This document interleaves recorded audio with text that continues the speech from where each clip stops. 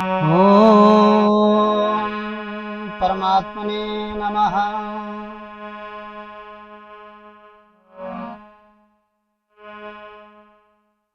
आज का बड़ा सुंदर प्रसंग है। आज हम आपको बताएंगे कि भगवान शंकर के बाहरी शरीर का आध्यात्मिक रहस्य क्या है। भगवान शंकर के बाहरी शरीर का आध्यात्मिक रहस्य आज का ये प्रसंग है। जो शंकर स्वरूप सदगुरु हुए थे अनादिकाल में, इनको भगवान शंकर कहा गया। तो प्रसंग ये है कि भगवान शंकर के अनादि तत्वदर्शी सदगुरु, यानी भगवान शंकर के बाहरी शरीर का आध्यात्मिक स्वरूप क्या है। बाहरी शरीर उनका क्या है? माथे पे चंद्रमा, सर में गंगा, हाथ में त्रिशूल, एक हाथ में एक में डमरू और सर्पों की माला। तो ये गंगा क्या है, डमरू क्या है, त्रिशूल क्या है, सर्पों की माला क्या है और चंद्रमा, माथे में चंद्रमा, ये सब क्या है? इनका आध्यात्मिक स्वरूप क्या है, भाव क्या है? ये आज का प्रसंग है। बड़ा सुंदर प्रसंग है। किसी जिज्ञासु अनुरागी भक्त ने पूछा, तो मैंने उचित समझा कि सत्संग के माध्यम से बताएंगे तो लाखों करोड़ों लोगों के कानों में बात जाएगी, श्रवण करेंगे तो उनको ज्ञान प्राप्त होगा। उनके अंदर जो ये विचार आज नहीं तो कल आ सकते हैं, वो दूर होंगे, वो मतभेद दूर होगा और भगवान शंकर के बाहरी शरीर का आध्यात्मिक जो स्वरूप है वो बात समझ में आ जाएगी। तो बड़ा सुंदर प्रसंग है। ये भगवान शंकर हैं, अनादि गुरु हैं,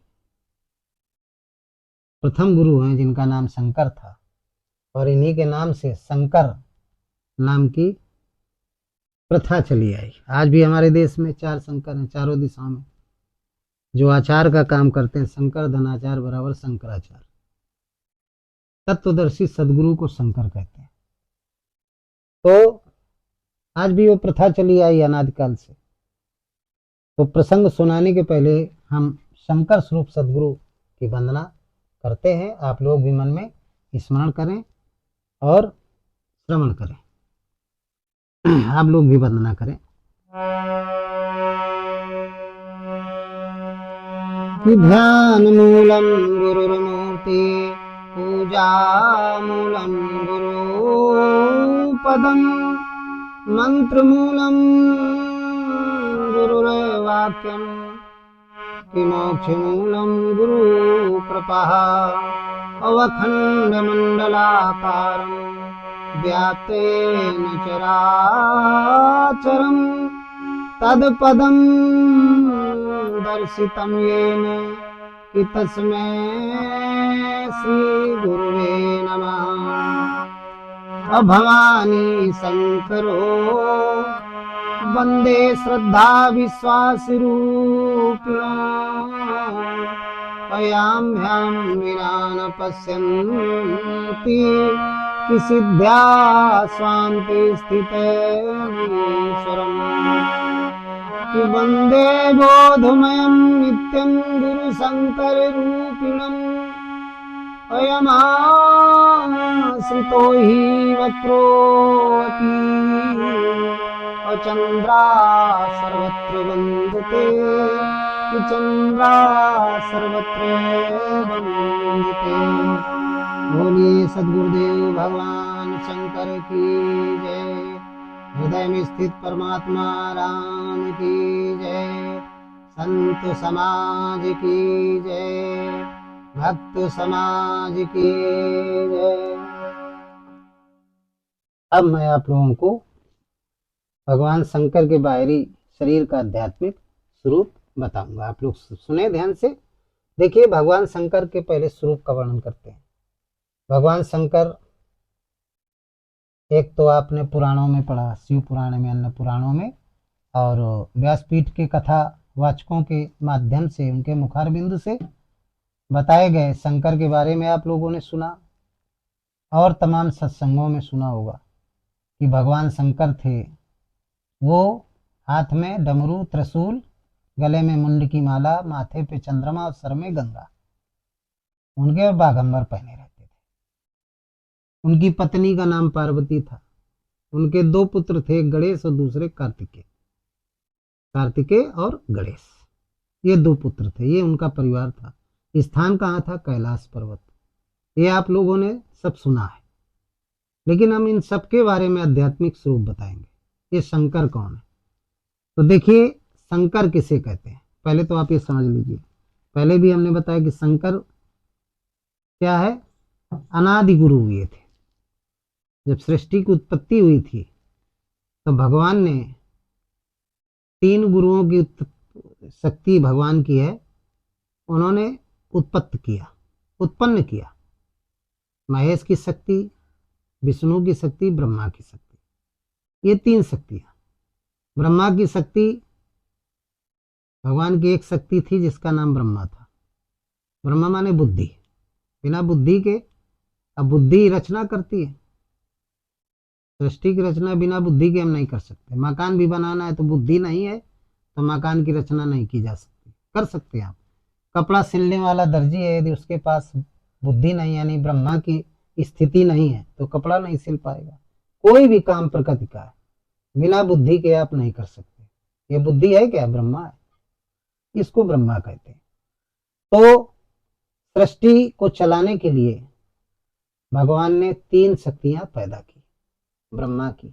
ब्रह्मा का काम क्या? सृष्टि की रचना करना। ठीक। दूसरी शक्ति विष्णु। जब सृष्टि की रचना हो गई तो वो सृष्टि का भरण पोषण कैसे हो? भाई पशु भी हुए, पक्षी भी है, सब भरण पोषण। तो विष्णु का काम किया। विश्व भरण पालन कर जोई, ताको नाम भरत सोई।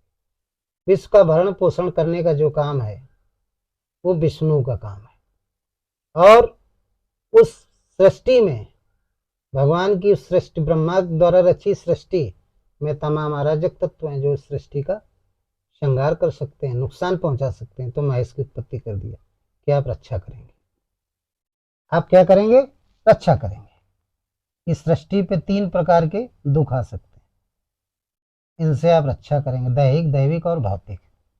ये त्रिशूल होगा, इनसे आप रक्षा करेंगे। एक ये त्रिशूल का मतलब होता है, एक त्रिशूल का मतलब होता है सतोगुणी, रजोगुणी, तमोगुणी। और एक त्रिशूल होता है तीन लोक। तो इस तरीके से इनमें जो भी तीन प्रकार के जो लोक हैं, इनमें शूल जो है, कष्ट है, उनको दूर करने का काम, जो बाधा पहुंचाने का काम करते हैं, उनको नष्ट करने का काम महेश को उनको सुपुर्द कर दिया कि आप ये काम देखेंगे, रक्षा करेंगे। तो अब बात आती है शंकर। ये तीनों क्या है? शंकर है। तीनों क्या है? शंकर है। इनको तत्वदर्शी सदगुरु कहा गया। इसीलिए कोई भी वक्ता जब बोलता है तो कहता है गुरुर ब्रह्मा गुरुर विष्णु गुरुर देवो महेश्वरा। बोलते हैं, हम भी बोलते हैं। ये तीनों गुरु हैं, शंकर स्वरूप सदगुरु हैं। इन तीनों को शंकर कहा गया है। तीनों शंकर स्वरूप सदगुरु, इसलिए इन तीनों की वंदना की जाती है कि गुरुर ब्रह्मा गुरुर विष्णु गुरुर देवो महेश्वरा। और फिर गुरुर साक्षात परम ब्रह्म तस्मै श्री गुरुवे नमः। और इन तीनों के ऊपर साक्षात ब्रह्म बैठा हुआ है।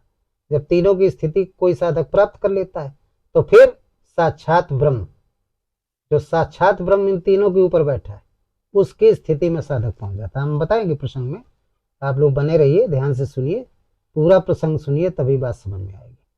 हर व्यक्ति की बात समझ में नहीं। थोड़ा देखा, आजकल चिट्टपुट्ट वाला काम चल रहा है, देखा भाग गए, तो आप इस अमृत, ये अमृत कथा है, अमृत पीयूष है, इससे आप वंचित रह जाएंगे। जीवन आपका दुख में चला जाएगा, आप दुख में चले जाएंगे, 84 में चले जाएंगे। तो बड़े भाग्यशाली हैं कि आप लोगों को ये कथा सुनने को मिल रही है। तो देखिए, शंकर स्वरूप जो है सदगुरु का, जो शंकर स्वरूप सदगुरु है, उनका स्वरूप क्या है? सर में गंगा। तो पहले हम गंगा के बारे में बताएंगे आपको। गंगा है। दूसरा, माथे पे चंद्रमा है। और तीसरा फिर क्या है? सर्प गले में, हाथ में, एक हाथ में त्रिशूल है, एक में क्या? डमरू है ना। ये उनका स्वरूप है। उनकी पत्नी है पार्वती, उनके दो पुत्र कार्तिकेय और गणेश जी, ये दो पुत्र हैं, उनके पुत्र भी हैं। तो हम पहले गंगा के बारे में बताएंगे। गंगा क्या है? गंगा जी हैं कौन भाई? तो गंगा जी एक तो बाहर की गंगा जी है, तो क्या ये गंगा जी सर में?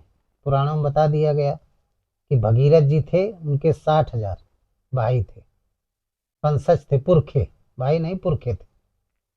तो वो ऋषि के श्राप से सब, कलकत्ता के पास गंगा सागर है, वहां पे कपिल मुनि का आश्रम है। बताते हैं कि वहां पर सब श्राप मिला था, तो सब के सब भस्म हो गए थे। तो भगीरथ जी उनके वंशज थे, तो अपने पुरखों को तारने के लिए उन्होंने परमात्मा का चिंतन किया था।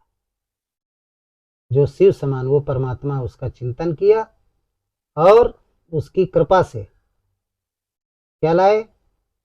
वो गंगा जी लाए, ब्रह्मलोक से, कहते हैं ब्रह्मा जी के कमंडल में थी, पुराणों की कथा है। कमंडल, तो वो गंगा जी लाए, कमंडल से ब्रह्मा जी की तपस्या किया, ब्रह्मा जी ने कमंडल से गंगा छोड़ा। इतना वेग तेज था, बताते हैं कि शिव जी की भी भक्ति किया।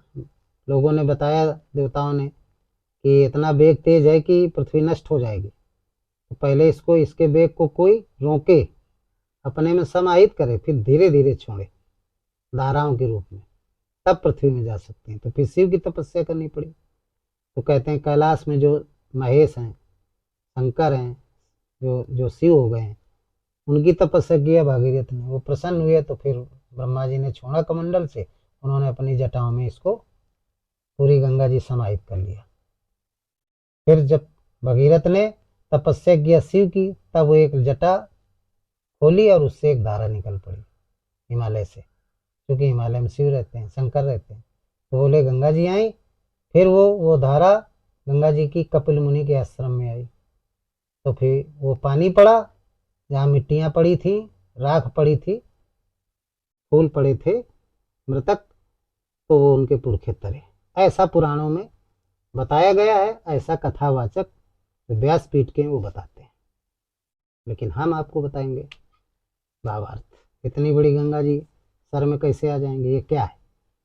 तो देखिए, और कहते हैं इस गंगा में नहाने से पाप की मुक्ति हो जाती है।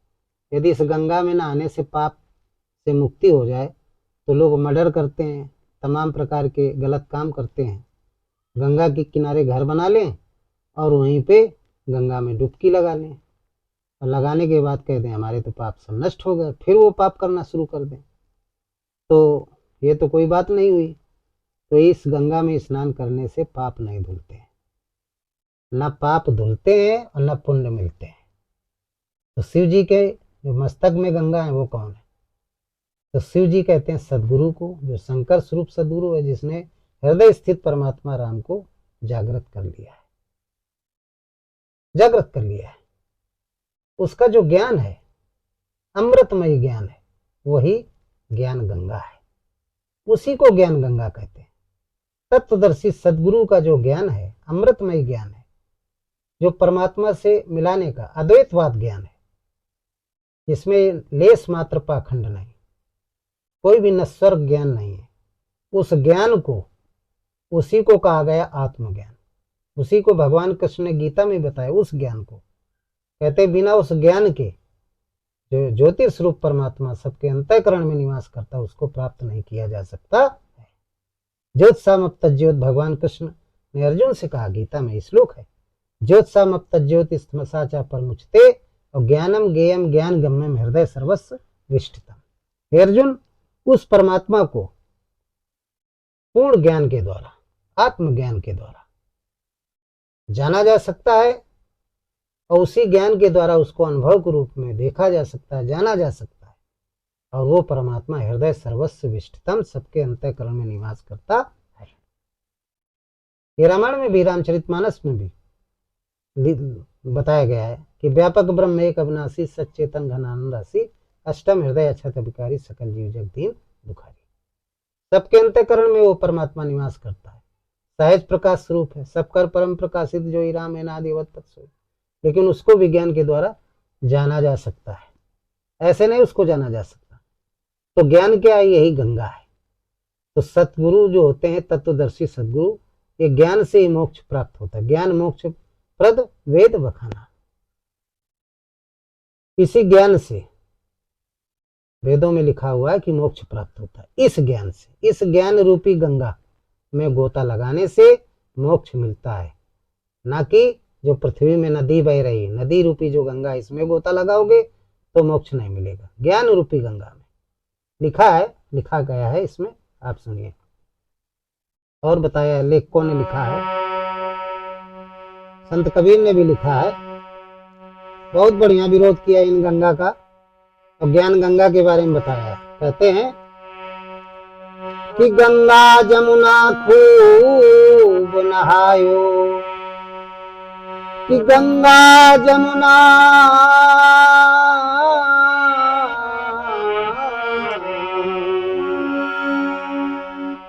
कि गंगा जमुना खूब नहायो और गयो न मन का मैल, कि गंगा जमुना खूब नहायो और गयो न मन का मैल, अब 8 पहर जूझती बीतो, कि जस कोल्हू का बैल। तो गंगा जमुना खूब नहायो और गयो न मन का मैल, अब 8 पहर जूझती बीतो और जैसे कोल्हू का बैल। संत कबीर कहते हैं कि गंगा जमुना खूब नहायो और गयो न मन का मैल। ये गंगा जो बाहर वाली है, गंगा नदी, जमुना नदी, खूब नहाते हैं लोग, लेकिन मन का मैल इसमें धुलता नहीं है। और कहते हैं 8 पहर जूझत बीतो, 8 पहर, 8 पहर लोग नहाते हैं, जूझते रहते हैं, डुबकी लगाते रहते हैं। और कहते हैं जस कोल्हू का बैल, जैसे कोल्हू का बैल होता है, घूमता रहता है, बेचारा 8 पैर घूमता रहता है, इसी तरीके से चक्कर काटते रहते हैं, लेकिन मोक्ष प्राप्त नहीं हो सकता। इस गंगा में नहाने की तरीके, कोल्हू के बैल की तरीके चक्कर मारते रहते हैं। कोई डेली मारता है तो कोई 8 दिन में, कोई अमावस पूर्णमासी को गंगा में मारता रहता है। संत रविदास जी थे, ये अभी की परंपरा नहीं, अंधविश्वास नहीं, अनाद काल से, जब से गंगा जी पुराणों में लिख दी गई, महत्ता लिख दी गई, तमाम कथाएं भगीरथ भगीरथ की जोड़ दी गई। तो भगीरथ भी यही ज्ञान गंगा को लाए थे, अनुरागी भक्त थे। ये भी ब्रह्म चिंतन किया था, ब्रह्म चिंतन किया था, शंकर स्वरूप सदगुरु किया था, और उनकी कृपा से ब्रह्म का चिंतन किया था, राम का चिंतन किया था, तब ज्ञान रूपी गंगा उनके सदगुरु ने प्रदान किया था। और उस ज्ञान रूपी गंगा से ये पुरखे कौन है, भगीरथ के पुरखे कौन थे? ये पुरखे हैं जो भूत बन जाते, मरे हुए लोग को क्या कहा जाता है? भूत, मर गए। पुराने संस्कार जो थे हर व्यक्ति के अंदर, हर व्यक्ति भगीरथ है, सबके अंदर नित्य युग धर्म हुए सबके रे, हृदय राम माया के प्रेरे। प्रति क्षण व्यक्ति का जन्म होता है, मृत्यु होती है। जब जन्म होता है तो संस्कार, आंखों से देखता है, इंद्रियों से, वो जो चीजें दिखाई देती हैं, जो सुनते हैं, हम देखते हैं, उनसे एक विचार पैदा होता है, उनको हम संस्कार कहते हैं। ये संस्कार सब मनमय कोश में जमा होते जाते हैं, जमा होते जाते हैं, और यही संस्कार हमको 84 लाख योनियों में भटकाते हैं, हमें भूत बना देते हैं। निशाधनचर, निशाचर किसे कहते हैं? भूत को। विचरण करता रहता रात में, तो यह निशाचर भूता नाम तस्याम जागृति संयमी, गीता में लिखा हुआ है। भोगी के लिए संसार निशा के समान है, रात्रि के समान है, और योगी के लिए दिन के समान है। तो हर व्यक्ति भगीरथ है। भगीरथ कहते हैं अनुराग गुरु की भक्त को, उसको भगीरथ कहते हैं। अनुराग गुरु की भक्त ही तत्वदर्शी शिव स्वरूप सदगुरु, शंकर स्वरूप सदगुरु के माध्यम से ज्ञान रूपी गंगा को लाता है, और संसार में हर व्यक्ति के पुरखे 60,000 नहीं जाने कितने हजार पड़े हुए हैं, वो संस्कार हैं हर व्यक्ति के अंदर, उन संस्कारों की वजह से लोग मोक्ष से वंचित रह जाते हैं। बड़े भाग मानुष तन पावा, सुर दुर्लभ सदग्रंथन दावा, गावा साधन धाम मोक्ष कर द्वारा पाए न जई परलोक सवार। इस बात को परीक्षित जी जानते थे, तो उन्होंने तत्वदर्शी सदगुरु शंकर स्वरूप, शिव स्वरूप जो सदगुरु हैं, उनके माध्यम से ज्ञान गंगा को प्राप्त किया, और जो परीक्षित रूपी जो भक्त थे, अनुरागी थे, जो सदगुरु हो गए थे, उन्होंने ज्ञान का प्रकाश फैलाया। तो जो संस्कार रूपी उनके पुरखे थे, बीते हुए संस्कार, वो सब क्या हुए, तर गए, नष्ट हो गए, तो उनको मोक्ष मिल गया। तो ये भगीरथ का है। तो वही कहते हैं संत कबीर के, गंगा जमुना खूब नहायो, गयो न मन का मैल, 8 पैर जूझत बीतो, और जस कोल्हू का बैल। कोल्हू के बैल की तरीके, ये कोल्हू का बैल क्या है, ये है 84 लाख योनियों में जब जीव भटकता है तो कोल्हू का बैल हो जाता है। कोल्हू के बैल की तरीके 84 लाख योनियों में चक्कर मारता रह जाए, जैसे कोल्हू का बैल ऐसे घूमता ही रहता है, सुबह से शाम तक घूमता रहता है। इसी को, तो ये जो गंगा है, ये क्या है, ज्ञान रूपी गंगा। ज्ञान रूपी गंगा को ही क्या कहा गया, ये शंकर के जो सर में, ये ज्ञान रूपी गंगा है। भगवान कृष्ण ने गीता में भी बताया है, बहुत अच्छा बताया है। उन्होंने कहा, ना ही ज्ञानेन अदृश्यम पवित्रेन विद्यते अतस्यम योगम समसिद्धि, और कार्यन आत्मने विंदने विंदते, ये विंदने, ना ही ज्ञानेनम अदृश्यम पवित्रम येन विद्यते, यानी ज्ञान के समान कुछ भी पवित्र करने वाला नहीं है। ज्ञान ही सबको पवित्र करता है, ज्ञान के समान कोई चीज पवित्र करने वाला कोई नहीं। लेकिन उस ज्ञान को अर्जुन तू योग के माध्यम से, योग के आरंभ में नहीं, मध्य में भी नहीं, योग की जो पराकाष्ठा, उस पराकाष्ठा में ही तू प्राप्त कर सकता है। तस्मेन योगेन संसिद्धि कार्येन आत्मने विंदने, उस ज्ञान को आरंभ में भी नहीं तू प्राप्त कर सकता, मध्य में भी नहीं प्राप्त कर सकता। उस ज्ञान को, किस ज्ञान को, ज्ञानम ज्ञान ज्ञान गम्य हृदय सर्वश्रेष्ठ। साधक जब भजन करता है, नाम का जप करता है बैखरी से मध्यमा से, तो बैखरी हो गई प्रारंभ, मध्यमा क्या हो गया, मध्य हो गया। इसमें मन को संयमित किया जाता है। तो प्रारंभ और मध्य, इसमें मन को संयमित किया जाता है, उसमें ज्ञान नहीं प्राप्त होगा। पहले मन को संयमित करो, मन सहित इंद्रियों का संयम करो।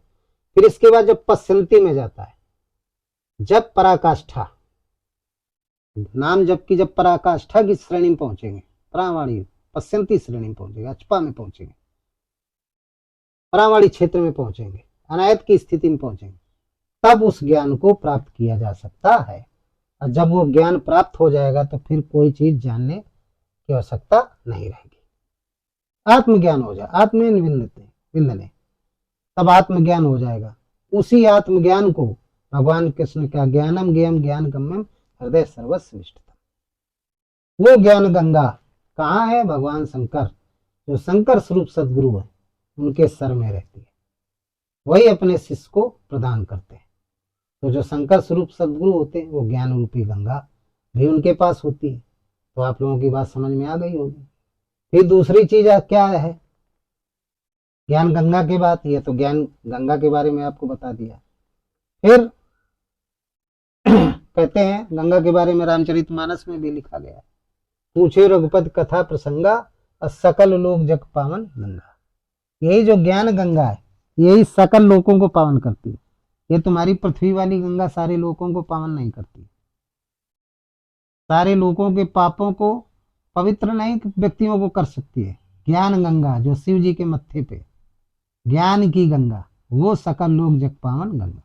पूछो रघुपति कथा प्रसंगा और सकल लोक जग पावन गंगा, मानस में भी दिया गया। तो ये हो गया आपका ज्ञान गंगा। अब दूसरी चीज आती है कि चंद्रमा, भगवान शंकर के मत्थे में चंद्रमा, इसका क्या मतलब है? तो इसके लिए गोस्वामी जी ने रामचरितमानस में लिख दिया है कि भवानी शंकरो बंदे श्रद्धा विश्वास रूपणो याम व्याम बिना न पश्यंती सिद्धा स्वांत स्थित मीश्वर वंदे बोधमयम नित्यम गुरु शंकर रूपणम और यमासितो ही वक्रोप चंद्रा सर्वत्र बंदते। रामचरितमानस में स्वरूप लिखा गया कि यहाँ पे श्रद्धा और श्रद्धा रूपी पार्वती का वर्णन किया गया, विश्वास रूपी शंकर का, जो भक्त को बोध कराता है। एक तो बोध कराने का काम करता है, दूसरा भक्त के टेढ़े मन को सीधा करता है। तो भक्त के चंद्रमा के समान मन सचित मान, साधक के टेढ़े मन को सीधा करने का काम कौन करता है? शंकर स्वरूप सदगुरु। तो गोस्वामी जी ने लिखा है कि श्रद्धा है हृदय स्थित, पार्वती रूपी जो श्रद्धा है वह हृदय स्थित राम पर करो और शंकर स्वरूप सदगुरु पर विश्वास करो, क्योंकि उसकी विशेषता है। क्या विशेषता है? यमासितो वक्रोप चंद्रा सर्वत्र बंधते। चंद्रमा के समान हर व्यक्ति का टेढ़ा मन है, जिसके कारण वो समाज में गलत काम करता है। तो जब शंकर स्वरूप सदगुरु का सानिध्य हो जाएगा, उससे मिलन हो जाएगा, उसके सानिध्य में पहुंच जाओगे, उससे दीक्षा ले लोगे, वो लगाम बन जाएगा, तब आपका जो टेढ़ा मन है वो सीधा हो जाएगा। टेढ़े मन को सीधा करने का काम क्या है? शंकर स्वरूप सदगुरु। वो चंद्रमा के द्विज की तरीके हर व्यक्ति का मन टेढ़ा होता है। तो एक पहचान है कि टेढ़े मन को सीधा करते हैं, इसलिए एक निशान चंद्रमा मस्तक पे। तीसरा आता है सर्प। गले में सर्प है, शंकर का जो बाहरी स्वरूप का आध्यात्मिक भाव में बता रहा हूं, सर्प पहने हुए। सर्प का मतलब क्या होता है? सर्प का मतलब होता है कि जो विषयों के ब्याल हैं, विषय रूपी सर्प है। ये तो सर्प दिखा दिया, कालिया नाग दिखा दिया, भागवताचार्यों ने, चित्रकारों ने कालिया नाग गले में लपटा हुआ, लेकिन ये सर्प नहीं, विषय रूपी, विषय रूपी जो विचार है, संकल्प विकल्प, ये सर्प है। ये डसते रहते हैं हर व्यक्ति को डसते रहते हैं। तो जब राम नाम का जप करोगे तो इसमें इतनी बड़ी ताकत है कि विषय रूपी सर्पों को ये नष्ट कर देता है राम नाम। उसके लिए गोस्वामी जी ने लिखा है, मानस में बहुत अच्छा लिखा है। क्या लिखा है? जब राम नाम का जप करोगे, जप करते करते ये राम नाम महामंत्र जब बन जाएगा, तब तुम्हारे विषय रूपी जो सर्प हैं, जो गले में पड़े हुए हैं, इनको नष्ट कर देता है। कि मंत्र महामणि विषय ब्याल के अमेटत कठिन कुवंक भाल के। मंत्र महामणि विषय ब्याल के अमेटत कठिन कुवंक भाल के। मंत्र महामणि विषय ब्याल के और मेटत कठिन कुवंक भाल के। जो विषय रूपी ब्याल है, जब राम नाम का जप करेंगे, जब ये महामंत्र हो जाएगा, श्वास प्रश्वास का जब चालू करेंगे और परावाड़ी क्षेत्र में जब राम नाम पहुंच जाता है तो महामंत्र हो जाता है। तब विषय रूपी जो ब्याल है ये सब नष्ट हो जाते हैं। जो दुर्भाग्य है वो सौभाग्य में बदल जाता है। तो ये काम कौन करता है? बिना गुरु की कृपा के सब नहीं हो सकता है। ये गुरु करते हैं। गुरु के स्वरूप का जब ध्यान करोगे तो उसका काम क्या है? विषय रूपी ब्यालों को नष्ट करने का काम। इसलिए सर्प दिखा दिया गया कि नागों की माला पहने। यानी नागों की माला पहनने का मतलब है कि विषय रूपी जो भक्त के अंदर ब्याल होते हैं, सर्प होते हैं, आशा तृष्णा विषय वासना काम क्रोध मतलब ईर्षा द्वेष, ये सब नाग है। इनको जब गुरु के सानिध्य में जाएंगे, शंकर स्वरूप सदगुरु में इतनी क्षमता होती है कि अपने शिष्य के अंदर जो विषय ब्याल हैं इनको नष्ट कर देता अपने ज्ञान के माध्यम से, ज्ञान रूपी गंगा के माध्यम से। तो ये सर्प का मतलब हो गया। अब और नीचे आते हैं तो एक हाथ में त्रिशूल है शंकर जी। त्रिशूल का मतलब क्या होता है? त्रिशूल का मतलब होता है कि बड़ा सुंदर इसमें दिया गया है। त्रिशूल का मतलब होता है 3 प्रकार के शूल। हर व्यक्ति के, हर शिष्य के अंदर 3 प्रकार के शूल हैं। कौन कौन से शूल हैं? सतोगुणी, रजोगुणी, तमोगुणी। ये 3 प्रकार के शूल हैं सतोगुणी विचार, रजोगुणी विचार और तमोगुणी विचार। यह दैहिक, दैविक और भौतिक, इनको ताप भी कहते हैं। तो 3 प्रकार के ताप, दैहिक ताप, भौतिक ताप और दैविक ताप। तो जब गुरु के सानिध्य में जाएंगे तो तीनों प्रकार के ताप गुरु खत्म कर देगा। और खत्म करके क्या करता है, ये 3 प्रकार के सूल है, और इन्हीं दैहिक, दैविक और भौतिक तापों की वजह से 3 प्रकार के विचार, सतोगुणी विचार, तमोगुणी विचार और रजोगुणी विचार, ये मनोमय कोश में स्थापित हो जाते हैं। और जब गुरु के पास जाएंगे और गुरु के बताई हुई विधि यतन के द्वारा राम नाम का जप करेंगे, नाम निरूपण नाम यतन से, तो सो प्रकट जिन मूल रतन से, तो सो माने वो राम, वो परमात्मा जब प्रकट हो जाएगा तो राम राज बैठे त्रिलोका, हर्षित भय गए सब शोका, और दैहिक, दैविक, भौतिक तापा, राम राज नहीं कबहु न व्यापा, सब नर करें परस्पर प्रीति, चलें स्वधर्म सूरज सुप्रीति। तो 3 प्रकार के जो सूल हैं, दैहिक, दैविक और भौतिक, ये तीनों सूल, ये तीनों सूलों को नष्ट करने का काम कौन करते हैं, शंकर करते हैं। ठीक। और महेश में क्या, शंकर को ही महेश कहा गया, गुरु को महेश भी कहा गया है। और महेश का और क्या करते हैं, एक काम तो ये होगा दैहिक, दैविक, इन्हीं को सतोगुणी, रजोगुणी और तमोगुणी, जब ये नष्ट हो जाएंगे तो रजोगुणी, तमोगुणी और सतोगुणी तीनों मनमय कोश में जो विचार है उनको भी महेश नष्ट करते हैं जब नाम का जप करेंगे। ये परमात्मा की शक्ति है। तो फिर वो साधक क्या हो जाता है, महेश की स्थिति को पार कर जाता है।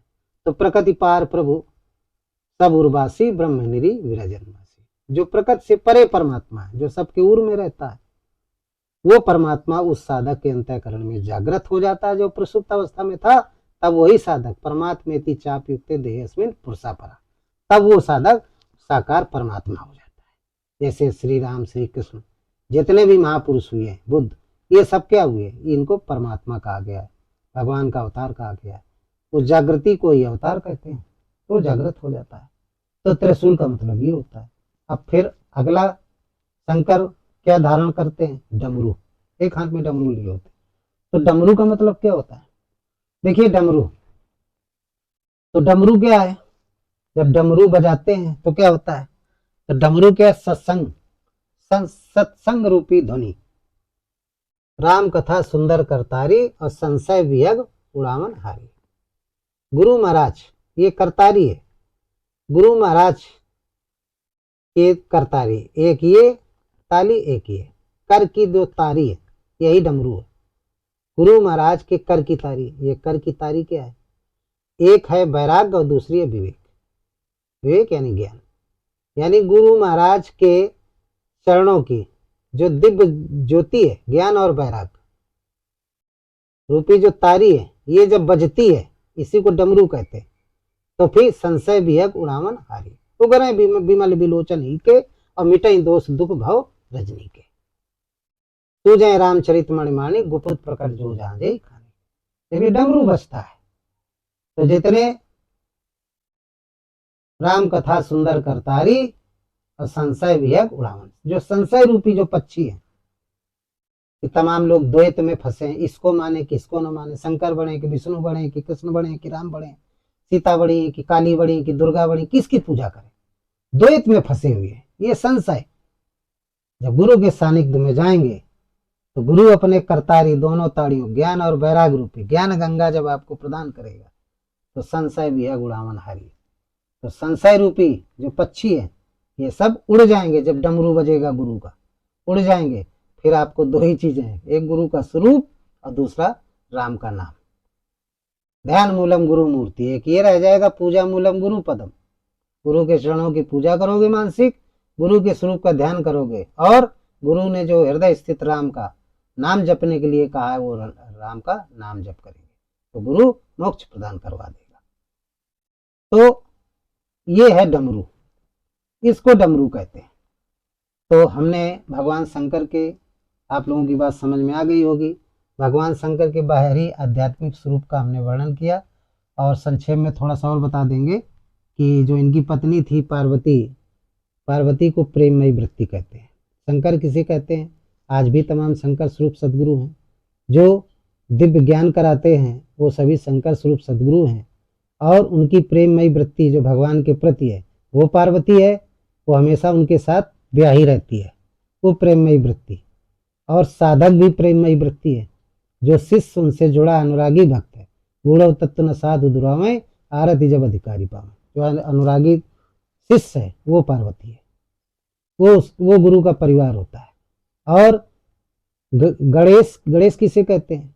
गणधनीश, इंद्रियों के स्वामी भाव, इंद्रियों का निरोध करने वाली जो वृत्ति है, इंद्रियों को जो अंतर्मुखी करने वाली वृत्ति है, उसको गणेश कहते हैं। तो एक ये पुत्र होता है, गुरु के पास होता है, गणेश भी होता है। और कार्तिकेय छह स्वर खट, जिसको खड़ानंद बोलते हैं, छह स्वरों को कार्तिकेय कहते हैं, खड़ानंद कहते हैं। ये सब गुरु के पास होता है, सब शिष्य को प्रदान कर देता है। तो ये भगवान शंकर के बाहरी स्वरूप और उनके परिवार का हमने वर्णन किया। आप लोगों की बात समझ में आ गई होगी और आप लोग कथा सुनते सुनते ऊब गए होंगे। तो हम तो संत हैं और आप लोगों को कथा सुनाया।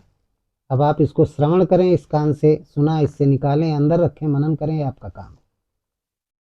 हमने तो अपना काम पूरा किया। तो एक भजन सुनाएंगे, इसके बाद आप लोगों की निरोगी रहने की उस हृदय स्थित राम से प्रार्थना करेंगे और फिर कथा अपने सत्संग को समाप्त करेंगे। सुनिए।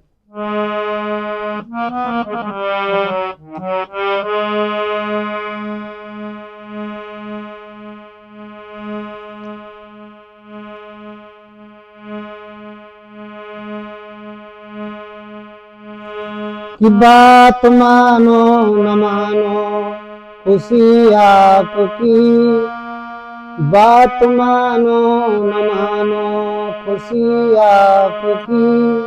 हम हैं परदेसी, कल भर चले जाएंगे, बात मानो न मानो खुशी आपकी। हम मुसाफिर हैं, कल भर को रम जाएंगे, बात मानो न मानो।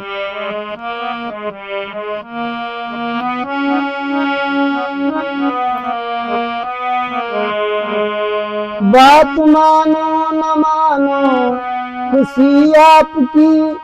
हम मुसाफिर हैं, कल भर को रम जाएंगे, संत की बात पर जो भी चल जाएंगे, संत की बात पर जो भी चल जाएंगे, वो अमर नाम दुनिया में कर जाएंगे, संत की बात पर जो भी चल जाएंगे, वो अमर नाम दुनिया में कर जाएंगे, बात मानो न मानो खुशी आपकी। हम मुसाफिर हैं, कल चले जाएंगे, हम मुसाफिर हैं, कल घर चले जाएंगे, बात मानो न मानो खुशी आपकी। हम मुसाफिर हैं, कल घर को रम जाएंगे, बात मानो न मानो खुशी आपकी। हम मुसाफिर हैं, कल घर को रम जाएंगे, संत की बात पर जो भी चल जाएंगे, वो अमर नाम दुनिया में कर जाएंगे।